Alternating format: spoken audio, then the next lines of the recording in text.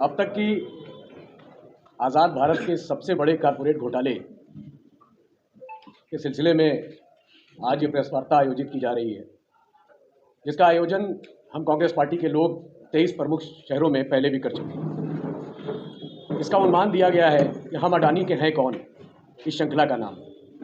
ये देश जवाब मांग रहा है मोदी जी से। ये देश जानना चाह रहा है कि अडानी के साथ आपका क्या रिश्ता है, ये रिश्ता क्या कहलाता है। आप सब भली भांति अवगत होंगे कि हिंडनबर्ग रिपोर्ट के खुलासे के बाद जो आरोप अडानी समूह के ऊपर लग रहे हैं वो अत्यंत गंभीर है। लगातार विपक्ष, हमारी खुद कांग्रेस पार्टी लगातार पार्लियामेंट में इस बात की मांग करती रही कि मोदी जी कुछ तो बोलिए। मोदी जी कुछ नहीं बोले। लगातार विपक्ष इस बात की मांग करता रहा कि इस पर जेपीसी गठित की जाए, ज्वाइंट पार्लियामेंट कमेटी इस पर गठित की जाए। 1992 में हर्षद मेहता कांड जब हुआ था उसके ऊपर जेपीसी बनी थी। 2001 में केतन पारिक के मामले में भी जेपीसी बनी थी। आखिर देश के इन्वेस्टर्स, देश के जो निवेशक हैं, जो आम जनता है, उनका पैसा भारी तादाद में अडानी समूह में लगा हुआ है। माध्यम है LIC, आप सब अच्छी तरीके से जानते हो। माध्यम है ये तमाम पब्लिक सेक्टर्स के बैंक, इनके माध्यम से पैसा लगा हुआ है। मोटे तौर के ऊपर अगर आप देखिए तो 10 लाख करोड़ रुपए का अब तक घाटा अडानी समूह का पहुंचा है। ये 10 लाख करोड़ रुपए का घाटा अडानी समूह का तो है, लेकिन सीधे सीधे तौर के ऊपर भोले भाले निवेशकों का भी 83,000 करोड़ रुपए LIC का लगा हुआ था, जिसकी वर्थ घट करके 39,000 करोड़ रुपए हो चुका। ये 44,000 करोड़ रुपए का घाटा सीधे सीधे निवेशकों का। आखिर इसकी कोई गारंटी मिलेगी? आप जांच भी नहीं कराओगे। विदेशों में जो टैक्स हेवन कंट्रीज़ हैं, टैक्स हेवन देश हैं, सस्ते दरों पे उनसे ब्याज लिया जा रहा है। उन शेल कंपनीज जिनका कोई अता पता नहीं है, कुछ नहीं है, एक कमरे के अंदर 38 शेल कंपनीज चल रही हैं। बताया जाता है कि उनके मालिक आपके भाई विनोद अडानी जी हैं। वो सस्ता कर्ज ले रहे हैं। हेवन कंट्रीज़ इसीलिए कहा जाता है, टैक्स कंट्रीज़ इसीलिए कहा जाता है कि वहाँ पे सस्ता कर्ज मिलता है और ले करके अडानी समूह को भारत में वो पैसा भेजा जा रहा है। उसी पैसे से ऊंचे दामों पे शेयर भी खरीदे जा रहे हैं, शेयर की वैल्यूएशन भी बढ़ाई जा रही है और उस वैल्यूएशन के अगेंस्ट पैसा भी अडानी समूह यहाँ से उठा रहा है। देखिए कितना बड़ा नेटवर्क है, कितना बड़ा नेक्सस है ये घोटाले का। गलत वैल्यूएशन के ऊपर पैसा उठाया जा रहा है। हमारा सीधा सीधा मानना ये है, कांग्रेस पार्टी हमेशा से घोर पूंजीवाद, क्रोनिक कैपिटलिज्म के खिलाफ रही है। हम कॉर्पोरेट के खिलाफ नहीं। 2 कॉर्पोरेट को आपने देश का 50% पैसा दे दिया, सारा कारोबार आपने उनको दे दिया। हम क्रोनिक कैपिटलिज्म के खिलाफ हैं, घोर पूंजीवाद के खिलाफ हैं। हम ये चाहते हैं कि देश तरक्की करे। आप एक के हाथ में सब कुछ सौंपे दे रहे हैं। आपने रेल सौंप दिया, तेल सौंप दिया, सड़क, बिजली, पानी, पोर्ट, एयरपोर्ट, सब कुछ आपने अडानी जी को सौंप दिया। यहाँ तक कि कुछ बंदरगाहों की तो बोली तक नहीं लगी। जिन पोर्ट को आपने अडानी जी को सौंपा, कुछ की बोली लगी भी तो चमत्कारिक रूप से जो प्रतिस्पर्धी थे वो गायब हो गए और अडानी जी को वो पोर्ट चली गई। तो हम ये सवाल पूछते हैं कि रिश्ता क्या कहलाता है। आज आप अडानी जी को पूरा देश और पूरे देश के निवेशकों का पैसा सौंपे दे रहे हैं उनकी कंपनीज के माध्यम से। आखिर इसकी जांच कब कराओगे आप? सुब्रमण्यम स्वामी जी ने कहा सीधे तौर के ऊपर, वो तो हमारे नेता नहीं, वो तो भाजपा के नेता हैं। सुब्रमण्यम स्वामी जी ने कहा कि अडानी समूह की जितनी कंपनियां हैं इन सब का राष्ट्रीयकरण कर दिया जाए। वो तो भाजपा के नेता हैं। बाकी भाजपा के जो नेता हैं वो अडानी जी के प्रवक्ता बने, वो अडानी जी के पक्ष को आकर के रख रहे हैं। अडानी जी सामने नहीं आ रहे हैं, ना विनोद अडानी जी सामने आ रहे हैं। सुब्रमण्यम स्वामी जी ने कहा कि इनकी सारी कंपनीज को राष्ट्रीयकरण कर दिया जाए और उसके बाद आप नीलाम कर दीजिए मोदी जी इनको।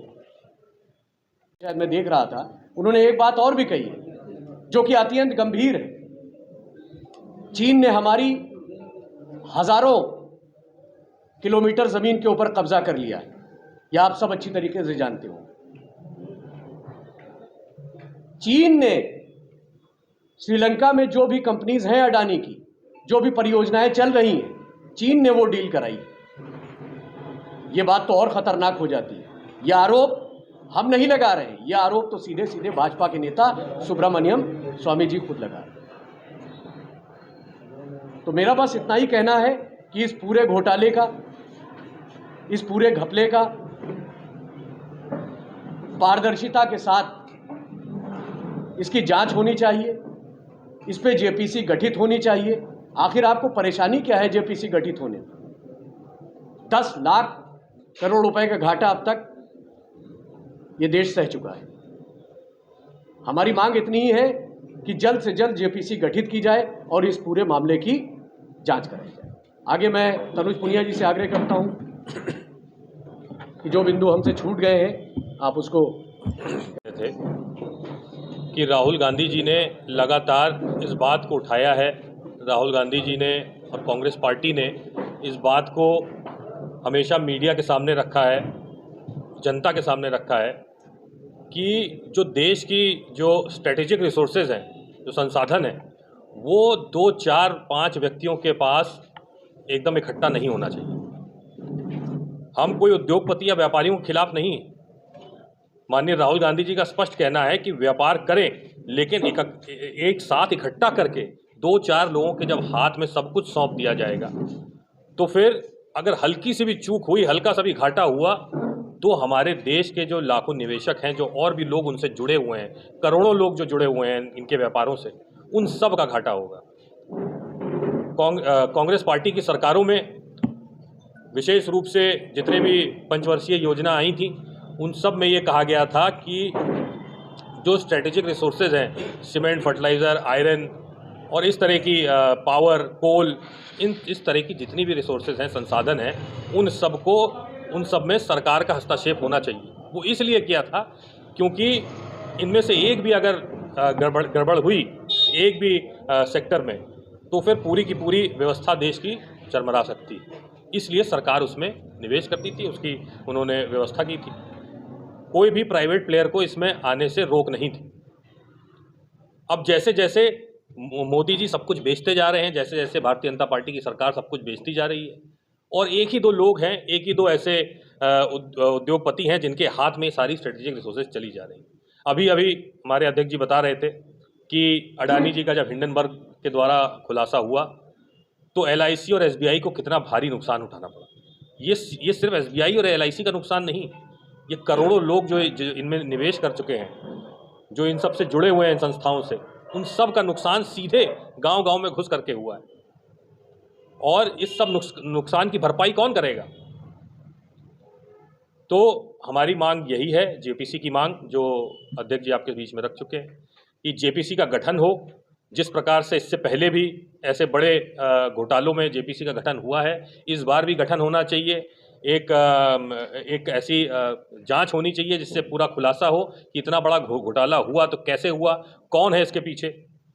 अगर इस बात को कोई उठाता भी है, संसद में उठाने की प्रयास करता है, तो उसका भाषण को जो है हटा दिया जाता है रिकॉर्ड से। तो ये एक तरह से हमारे जो डेमोक्रेसी है उस पर प्रहार है। और जेपीसी का गठन होना चाहिए, उसकी जांच होनी चाहिए, और जो घाटा हुआ है, जो नुकसान हुआ है, वो अडानी जी की संपत्तियों को